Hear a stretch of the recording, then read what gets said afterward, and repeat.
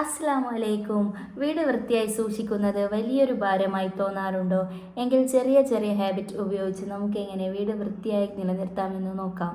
രാവിലെ എണീറ്റാൽ bedsheet clean ചെയ്യുക. Maximum പുതിയ ബെഡ്ഷീറ്റ് തന്നെ പിരിക്കാൻ നോക്കുക.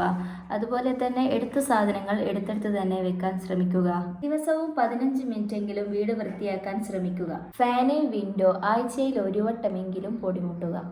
പഴയ സാധനങ്ങൾ വീട്ടിൽ നിന്ന് മാക്സിമം കളയാൻ ശ്രമിക്കുക. ഒരു വീടിൻ്റെ ഏറ്റവും വൃത്തിയായി നിൽക്കേണ്ട ഏരിയയാണ് കിച്ചൺ. അത് നമ്മളിപ്പോൾ പാത്രങ്ങളൊക്കെ കഴുകി അന്നന്ന് തന്നെ വൃത്തിയാക്കുക. സ്റ്റൗവൊക്കെ ഫുഡ് ഉണ്ടാക്കിയ തന്നെ ക്ലീൻ ചെയ്യുക. ദിവസവും അടിച്ചു വാരി തുടക്കുക. അതുപോലെ തന്നെ നമ്മളുടെ അലമാരയിലൊക്കെ കുറേ പഴയ ഡ്രസ്സൊക്കെ ഉണ്ടാവും, അതൊക്കെ എടുത്ത് കളയുക. എന്നാൽ തന്നെ നമ്മുടെ വീട് വൃത്തിയായി കാണാം. വീട് വൃത്തിയായി കാണുന്നത് എപ്പോഴും മനസ്സിനൊരു സന്തോഷവും സമാധാനവും ഉള്ള ഒരു കാര്യമാണ്. ബാത്റൂമൊക്കെ 2-3 ദിവസം കൂടുന്തോറും ക്ലീൻ ചെയ്യാൻ ശ്രമിക്കുക. അതുപോലെ തന്നെ കുട്ടികളുള്ള വീടാണെങ്കിൽ രാത്രി കിടക്കുന്നതിന് മുമ്പ് കളിക്കുന്ന സാധനങ്ങളൊക്കെ വലിച്ചെറിഞ്ഞാൽ അതൊക്കെ എടുത്തു വെക്കാൻ ശ്രമിക്കുക. എന്നാൽ തന്നെ രാവിലെ എണീക്കുമ്പോൾ നമുക്ക് വീട് നല്ല വൃത്തിയായി കാണുന്നത് കാണാം.